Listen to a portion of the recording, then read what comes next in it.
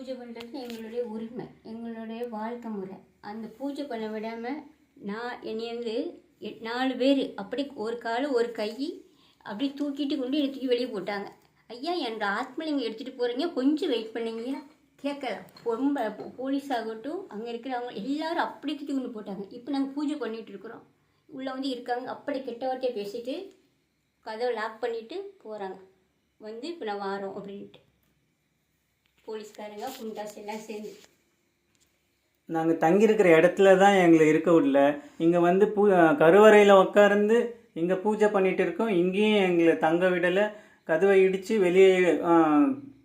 வெளியே தூக்கி எங்களை கொல்ல பார்க்குறாங்க. எங்களை துன்புறுத்துறாங்க, அடிக்க பார்க்குறாங்க. நாங்கள் எங்கள் உயிரை விட்டாலையும் விடுவேன் தவிர இந்த பூஜை பண்ணுறதை நிறுத்த மாட்டோம். எங்கள் உயிரை விட்டுடுறோம்.